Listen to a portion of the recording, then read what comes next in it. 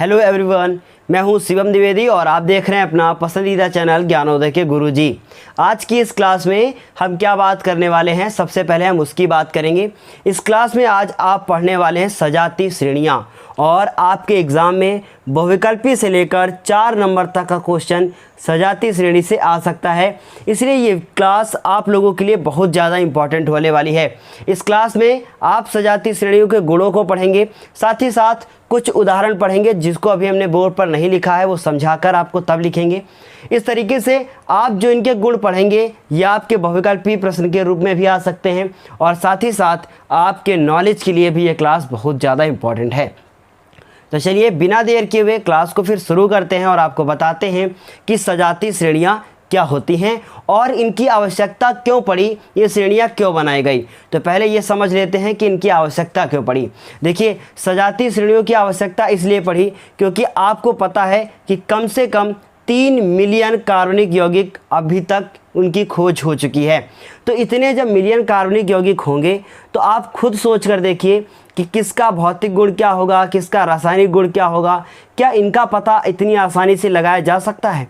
तो आप कहेंगे कि इतने सारे यौगिक होंगे तो इनका सबका रासायनिक गुण क्या होगा, भौतिक गुण क्या होगा, आप इसका पता नहीं लगा पाएंगे।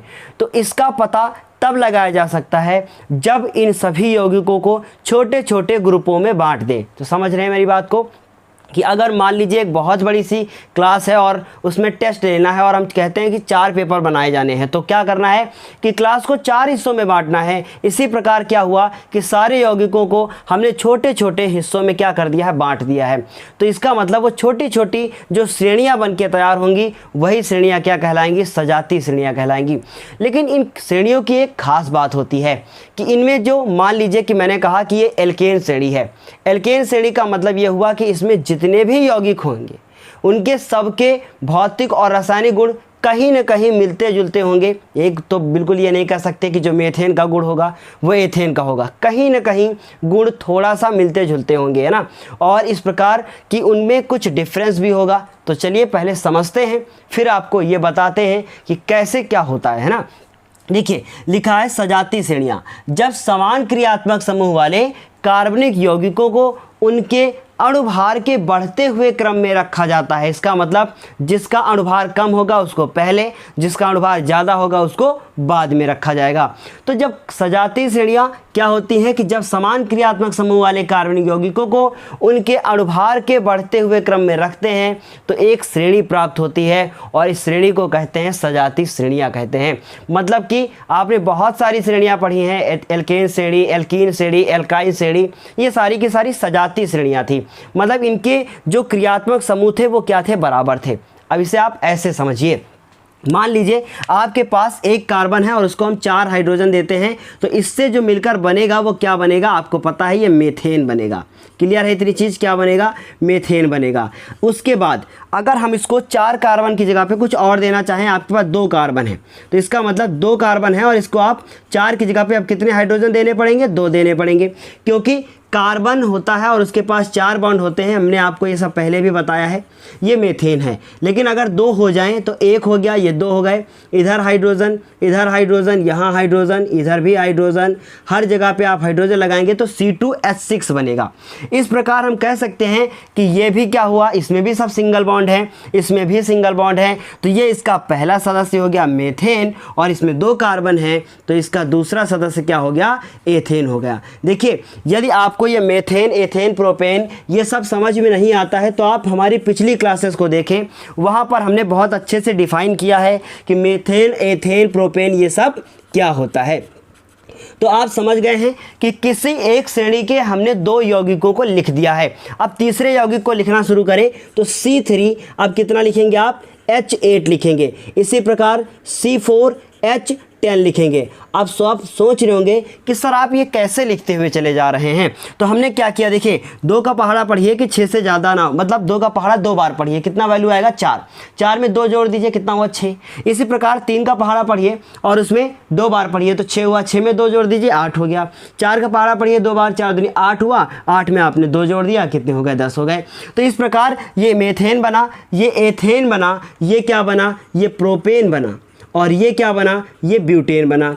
इस प्रकार आपने देखा कि हम लोगों ने किसी एक श्रेणी के कुछ सदस्यों को लिखकर बता दिया है। इसकी एक खास बात है, इसकी खास बात यह है कि ये एक ही श्रेणी के हैं। इनका नाम methane, ethane, propane, butane, pentane ऐसे आते हुए चला जाएगा।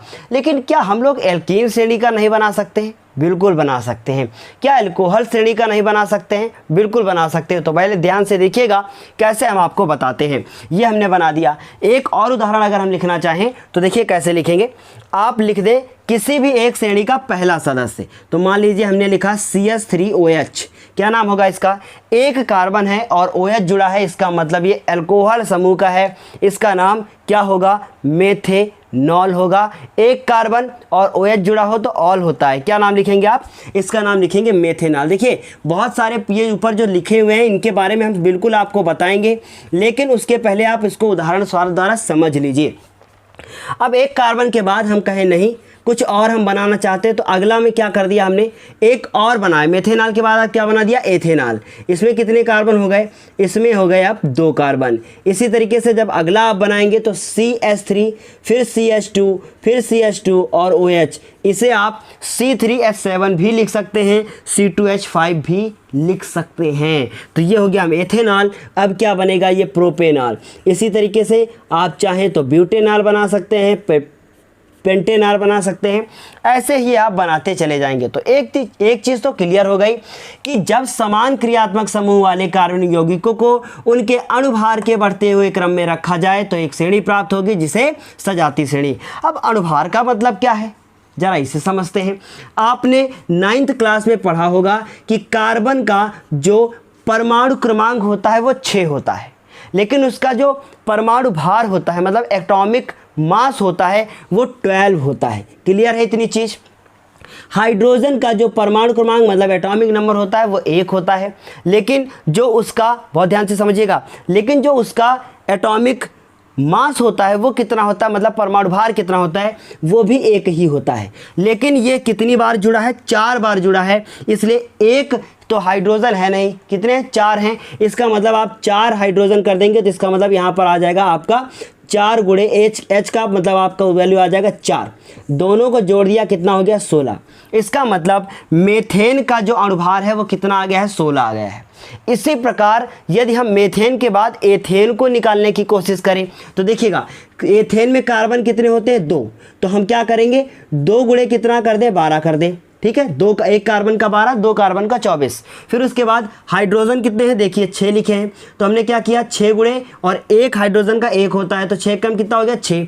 अब देखिए 12 दूना कितना? 24, और 6 कम 6 कितना हो गया बताइए? 6, और जोड़ दिया कितना हो गया? 30। क्या पता चलता है? इससे ये पता चलता है कि इसका परमाणु जो इसका टोटल अणुभार आया है, इसका जो आपका जो अणुभार आया है वो 16 है, और इसका जो आया है वो कितना है? वो 30 है। कितने का डिफरेंस देखा गया? 14 का डिफरेंस देखा गया।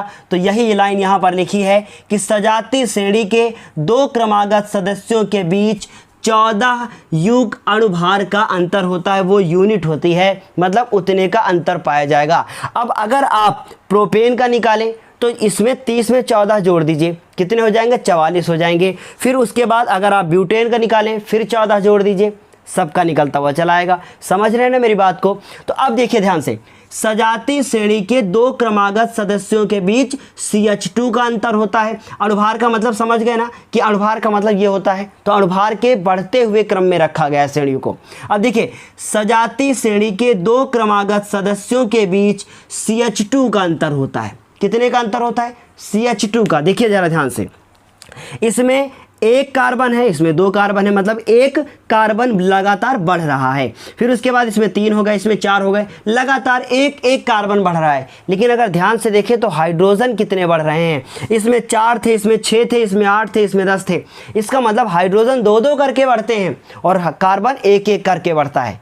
क्या ये बात इसी के लिए सत्य है या नीचे वाले के लिए भी सत्य है? जरा करके देखते हैं। इसको देखो ध्यान से, इसमें कितने कार्बन? 1 कार्बन, 3 हाइड्रोजन और ये 4 हाइड्रोजन।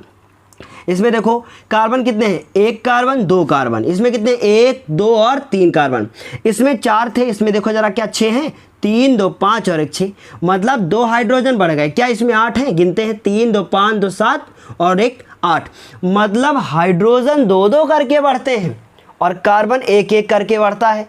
क्लियर है ना इतनी चीज? इसीलिए तो इनके 2 क्रमागत सदस्यों के बीच कितने का अंतर होता है? CH2 का अंतर होता है। उम्मीद है कि इतने 2 पॉइंट आपको क्लियर हो गए होंगे कि आपका सजातीय श्रेणी के 2 क्रमागत सदस्यों के बीच का जो डिफरेंस होता है वो CH2 होता है। मतलब कार्बन 1-1 करके बढ़ता है और हाइड्रोजन 2-2 करके बढ़ते हैं। क्लियर है इतनी चीज? और अगर आपको ये एग्जाम में याद ना आए तो कार्बन का 12, हाइड्रोजन का 1, 2 हाइड्रोजन है तो 14 हो गए। ये याद कर लीजिएगा कि CH2 का अंतर होता है या फिर 14 अणुभार का अंतर हो जाएगा। क्लियर है इतनी चीज? उसके बाद देखिए ध्यान से, सजातीय श्रेणी के प्रत्येक सदस्य का क्रियात्मक समूह समान होता है। अब ध्यान से देखें, यहाँ भी अल्कोहल समूह लगा है, यहाँ भी अल्कोहल समूह है, यहाँ भी अल्कोहल समूह है, इसमें सब में सिंगल बॉन्ड है। क्लियर है इतनी चीज़? और बहुत सारे एग्जांपल आप लिख सकते हैं, मेथेनल, ब्यूटेन, मेथेनल से शुरुआत करें, मेथेनल, एथेनल, प्रोपेनल, यहाँ तो नॉल है, नल का मतलब CHO जुड़ जाएगा, मेथेनल, एथेनल, प्रोपेनॉल, ब्यूटेनल, पेंटेनल, कुछ भी कर सकते हैं, मेथेनोइक, एथेनोइक, प्रोपेनोइक, कुछ भी बना सकते हैं। बस यहाँ पर आपको समझा रहे हैं कि हाँ ऐसा कुछ होता है। फिर उसके बाद देखिए, हमने कहा कि सजातीय श्रेणी के प्रत्येक सदस्य का क्रियात्मक समूह समान होता है। मतलब इसका जो समूह है वो क्या है? समान है। मतलब ये चीज़ क्लियर हो गई कि अगर इनमें से कोई बहुकल्पीय क्वेश्चन आपके एग्जाम में आ सकता है, सबसे पहला वाला बहुत ज़्यादा इंपॉर्टेंट है, इसलिए उसे बहुत ध्यान से पढ़िएगा कि कितने का अंतर होता है? CH2 का अंतर होता है। उसके बाद देखिए क्या है, सजातीय श्रेणी के सभी सदस्यों को एक सामान्य सूत्र द्वारा प्रदर्शित किया जा सकता है। जैसे कि आपने पढ़ा है कि इसका सूत्र जो होता है वो CnH2n+2 होता है ना? आपने सूत्र पढ़ा कि नहीं पढ़ा? अब इसमें n बराबर 1 रख दो तो मीथेन आएगा, n बराबर 2 रख दो तो एथेन आएगा, n बराबर 3 रख दो। कैसे रख दो? मान लो हम n बराबर 1 रखते हैं तो C1, फिर H2 × 1 + 2 तो ये हो गया C, 2 1 कम 2 और 2 कितने हो गए बताइए? 4। अगर 2 रखते तो यहाँ C2H6 आता, 3 रखते C3H8 आता। तो इनका मतलब है इसका सूत्र क्या होगा? ये वाला होगा। कॉपी में नहीं लिखना है, कॉपी में बस उतना ही लिखना है, इतना जितना मैंने लिखकर बताया था, और नीचे वाले 2 उदाहरण है। ठीक है, उसके बाद देखिए इनका जरा सूत्र देखो, इसका भी बताया था मैंने। क्या लिख सकते हो आप? CnH2n+1 और OH। इस तरीके से गले में थोड़ी सी प्रॉब्लम है तो क्या हुआ? ये हो गया और ये हो गया। क्लियर है इतनी चीज़ कि आपका ये वाला समूह प्लस ये वाला जो हमने इसका एल्केन श्रेणी का सूत्र लिख दिया और अल्कोहल श्रेणी का सूत्र लिख दिया, तो इतनी चीज़ क्लियर हो गई कि समान सूत्र द्वारा प्रदर्शित किया जा सकता है। इतनी चीज़ क्लियर है। फिर लिखा है सजातीय श्रेणी के सदस्यों के भौतिक व रासायनिक गुणों में अंतर पाया जाता है। मतलब सजातीय श्रेणी के सदस्यों के भौतिक व रासायनिक गुणों में कुछ अंतर भी पाया जाता है। अब देखिए ध्यान से इसे समझिएगा, सजातीय श्रेणी के सदस्यों के भौतिक व रासायनिक गुणों में क्या पाया जाता है? अंतर। इसका मतलब मेथेन का कुछ और होगा, एथेन का कुछ और होता है। मतलब क्या? भौतिक और रासायनिक गुण। ये मेथेन गैस है, ये एथेन है, ये प्रोपेन है। जैसे मेथेनॉल होता है, एथेनॉल होता है, प्रोपेनॉल होगा, है ना? तो जैसे एथेनॉल होता है ना, वो शराब बनाने में उसमें काम आएगा। इसमें ज़रूरी नहीं कि ये शराब बनाने में काम आए, बहुत सारे रूल अलग अलग होते हैं। कह सकते हैं कि इनके भौतिक और रासायनिक गुण क्या होंगे? समान नहीं होंगे। तो इतनी चीज़ क्लियर हो गई। समान नहीं होंगे का मतलब ये नहीं कि होते ही नहीं हैं, मतलब यह है कि कहीं ना कहीं उनके बीच में अंतर जरूर पाया जा सकता है, लेकिन बहुत ज़्यादा नहीं। जैसे कि मेथेन और मेथेनॉल बहुत अंतर है, लेकिन अगर मेथेन और एथेन में पूछे तो थोड़ा बहुत अंतर पाया जाएगा, वरना फिर श्रेणी बनाने का फ़ायदा क्या हुआ? क्लियर है इतनी चीज़? उम्मीद है ये चीज़ आपको समझ में आ गई होगी, पूरा टॉपिक अच्छे से क्लियर हो गया होगा। एक लाइन का मतलब अभी नहीं बताया हमने कि सजातीय श्रेणी के प्रत्येक सदस्य को एक दूसरे का सजात कहते हैं। जैसे हमने कहा मेथेन जो है वो एथेन का सजात है, एथेन जो है वो मेथेन का सजात है, एथेन जो है वो प्रोपेन का सजात है। मतलब एक दूसरे का सजात कहेंगे, मतलब क्योंकि इनकी जातियां समान हैं। उसमें भी एन एन एन, इसमें भी ऑल ऑल ऑल। जैसे कि मैंने कहा ऋषिराज यादव, है ना, बहुत हो गए। फिर कहा कि आज़ाद यादव, तो इसमें क्या हुआ? नाम क्या हो रहे हैं? सेम हो रहे हैं। पीछे की कास्ट क्या है? सेम हो रही है। शिवम द्विवेदी, फिर उसके बाद कहा कि अंकिता द्विवेदी, बहुत कुछ हो सकते हैं ना, आप समझ रहे हैं ना मेरी बात को। पीछे का जो नाम है वो क्या होगा, सेम होगा, मतलब उनकी जातियाँ क्या होंगी, सेम होंगी। तो ये तो याद करने का एक तरीका हो गया है। अब ये क्लास तो फिलहाल यहाँ से ओवर हो चुकी है, लेकिन एक टॉपिक है जो एक स्टूडेंट ने हमसे पूछा था पिछली क्लास में, मुझे मैसेज करके पूछा गया, तो हम उस टॉपिक को भी इसे अपनी क्लास में, छोटा सा टॉपिक है, डिस्कस कर देते हैं कि क्या होता है। तो देखिए वो टॉपिक क्या है, वो पूछा गया है कि साइक्लोपेंटेन, बहुत ध्यान से समझिएगा, साइक्लोपेंटेन की स्ट्रक्चर क्या होती है, साइक्लोपेंटेन की स्ट्रक्चर क्या होती है, और स्पेशली ये पूछा गया कि इसकी इलेक्ट्रॉन बिंदु संरचना क्या होती है। बहुत अच्छा क्वेश्चन है, आपके एग्जाम में आ सकता है। तो देखिए जरा ध्यान से, साइक्लोपेंटेन, 1 कार्बन, 2 कार्बन, 3 कार्बन, चौथा कार्बन और 5वां कार्बन, 5 कार्बन से पेंटेन चीज़ जो है क्लियर हो चुकी है। अब क्या किया हमने, इन सब को सिंगल बॉन्ड से जोड़ दिया, तो ये क्या बन गया, ये आपका पेंटेन बन गया। क्या ये चीज़ क्लियर हो गई, और ये साइक्लो भी बन गया। साइक्लो क्यों बना, क्योंकि इसको हमने पूरे रिंग की तरह जोड़ दिया है। अब उसके बाद साइक्लो हो गया, पेंटेन भी हो गया। इसके पास कितने हाइड्रोजन होने चाहिए, आप कहेंगे सर एक इधर, 2 हाइड्रोजन सबके पास होने चाहिए, तभी तो 4 बॉन्ड होंगे। तो एक इधर हाइड्रोजन दिया, एक इधर दिया हाइड्रोजन, और एक इधर हाइड्रोजन, और एक इधर हाइड्रोजन, यहाँ हाइड्रोजन और इधर भी हाइड्रोजन। तो ये स्ट्रक्चर किसकी बन गई है, साइक्लोपेंटेन की। लेकिन हमसे ये क्वेश्चन नहीं पूछा गया, हमसे पूछा गया था कि इसकी इलेक्ट्रॉन बिंदु संरचना क्या होगी। और आई थिंक ये क्वेश्चन आपके 2020 एग्जाम में पूछा भी जा चुका है। बहुत ध्यान से देखिएगा इस चीज़ को। अब इसकी हमने ये तो संरचना बनाई है, कौन सी संरचना बनाई है, साइक्लोपेंटेन की संरचना बनाई है। अब हम बताते हैं इसकी इलेक्ट्रॉन बिंदु संरचना। क्या बनाते हैं, इलेक्ट्रॉन बिंदु संरचना। बहुत ध्यान से इसे देखिएगा, बनाते हैं इलेक्ट्रॉन बिंदु संरचना, किसकी बनाएंगे, साइक्लोपेंटेन की।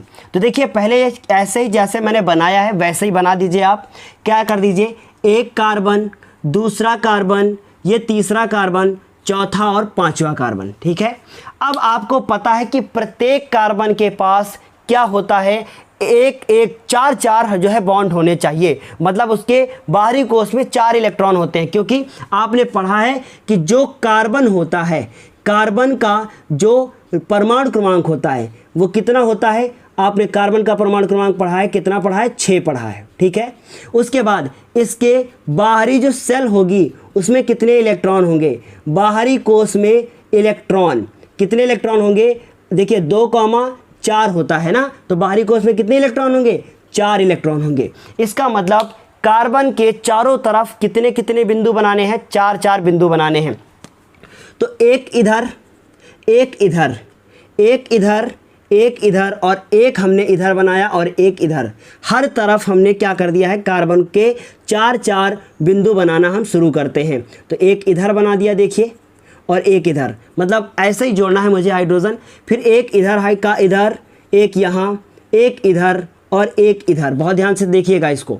इसके पास भी 1, 2, 3 और उसके बाद एक हमने दे दिया आपको इधर, ठीक है। ऐसे ऐसे हमने देखा कि 4 बिंदु हमने 4 इलेक्ट्रॉन उसके पास बना दिए। अब हाइड्रोजन की बारी है, तो देखिएगा ध्यान से, यहाँ ये हाइड्रोजन, यहाँ ये हाइड्रोजन, फिर इधर हाइड्रोजन, यहाँ हाइड्रोजन, ऐसे ऐसे हम लोग इनको हाइड्रोजन देते हुए जा रहे हैं।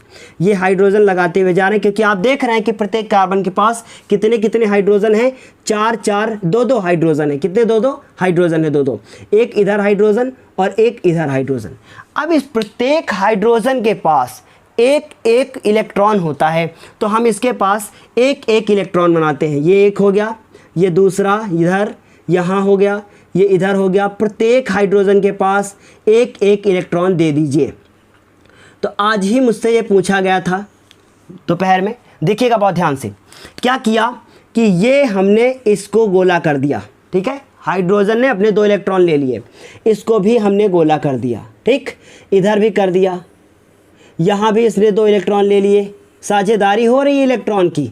कौन सा बंध बनेगा, आपको पता है कि सहसंयोजक बंध बनेगा। और ये देख रहे हैं आप ध्यान से कि हम क्या कर रहे हैं, एक हाइड्रोजन को 2 इलेक्ट्रॉन दे रहे हैं। तो अब इस तरह की स्ट्रक्चर एग्जाम में आपके आ सकती है। देखिए प्रत्येक कार्बन ने 2-2 हाइड्रोजन ले लिए हैं। अब ध्यान से देखिएगा, इस कार्बन के पास कितने हैं, 1 2 3 4, ठीक है। उसके बाद ये हम इसके देखिए ध्यान से, इस कार्बन ने इसको भी जोड़ा है, इसको भी जोड़ा है, इसको भी जोड़ा है, इसको भी जोड़ा है। इसका मतलब ये कार्बन इस हाइड्रोजन से भी इलेक्ट्रॉन लेगा, इससे भी लेगा, इससे भी लेगा और इससे भी लेगा, तभी तो चारों को उस जोड़ रखा है। मतलब कुछ ना कुछ फीस तो वो लेगा ही ना अपने पास जोड़ने का। तो क्या किया हम लोगों ने, 1 2 3 4 5 6 7 और 8, मतलब यहाँ से ये हो गया हमारा, टोटल हो गए मेरे 8 इलेक्ट्रॉन। क्या इतनी चीज़ क्लियर हुई कि यहाँ पर क्या हो गए, ये हमने 8 इलेक्ट्रॉन एक गोले में हमने कवर कर लिए हैं। इतनी चीज़ क्लियर है। उसके बाद देखिए सेम काम इसके लिए भी होगा। इसके लिए देखिए ध्यान से क्या किया, 1 2 3 4 5 6 7 और 1 8, मतलब यहाँ से हम लोग अगर गोला ऐसे बनाना शुरू करेंगे तो ऐसे बनेगा, ये ऐसे, समझ रहे हैं। 2 कार्बन कवर हो गए। अब इसको देखो ध्यान से, 1 2 3 4, इस कार्बन ने किसको किसको जोड़ा था, इस वाले को जोड़ा, इसको जोड़ा, इसको जोड़ा, इसको जोड़ा, मतलब सबसे इलेक्ट्रॉन लेगा।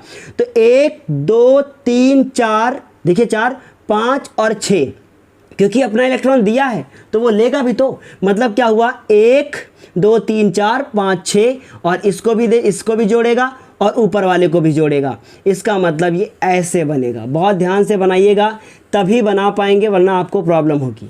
देखिए इतना बन गया। अब इसकी बारी, देखो ज़रा ध्यान से, 1 2 3 4 5 6 7 और उसके बाद ये इधर हो गया 8, ऐसे ये बॉन्ड बनाएगा। कितना कठिन है भाई, ऐसे कर दिया, कोई प्रॉब्लम, धीरे धीरे समझ में आ रहा है। अब इसको देखो ध्यान से, ये भी बाकी रह गया था और ऊपर वाला भी बाकी रह गया, शायद नहीं, ऊपर वाला हो गया। एक गोले में एक कार्बन आ चुका है। इसको देखो ध्यान से, कितने गोले बन चुके हैं, 1 2 3 4 बन चुके हैं। कितने बनने चाहिए, हम आप कह रहे हैं कि 5 कार्बन है तो 5 गोले बनने चाहिए, तो अभी ये बाकी रह गया है। 1 2 3 4 5 6, उसके बाद इसको जोड़ेगा 7 और इसको जोड़ेगा 8, मतलब यहाँ से आएगा ऐसे बन के, ऐसे। तो इस तरीके से ये इलेक्ट्रॉन बिंदु संरचना बन गई है किसकी, साइक्लोपेंटेन की, और जो आपके एग्जाम में पूछी जा सकती है। तो देखिए बहुत ध्यान से इसे समझने की कोशिश कीजिएगा। प्रत्येक कार्बन को एक गोले में रखना है और उसके पास 8 इलेक्ट्रॉन होने चाहिए। एक हाइड्रोजन को एक गोले में रखना है। देखिए प्रकार से अगर आप बनाएंगे किसी बुक से देखकर तो ज़्यादा बेहतर समझ में आएगा, लेकिन हमने आपको बनाना सिखा दिया है। हाइड्रोजन के पास 2-2 इलेक्ट्रॉन होने चाहिए, मतलब एक गोले में 2-2 हाइड्रोजन होने चाहिए। इस प्रकार ये स्ट्रक्चर जो बन के आई है वो किसकी बन के आई है, साइक्लोपेंटेन की बनकर आई है। लेकिन अगर आप ऐसे बनाएं, बहुत ध्यान से समझें, अगर आपको समझ में ना आए तो इसको मिटाते जाइएगा, एक एक इलेक्ट्रॉन, एक यहाँ एक यहाँ एक यहाँ, ऐसे लगाते जाइएगा। तो इस तरीके से ये क्लास हम अपनी यहीं पर समाप्त करेंगे। अगली क्लास में फिर मिलेंगे, तब तक के लिए धन्यवाद। मेरा पूरा गला जो है बहुत दिक्कत हो रही है, तो चलिए इस क्लास को फिर समाप्त करते हैं।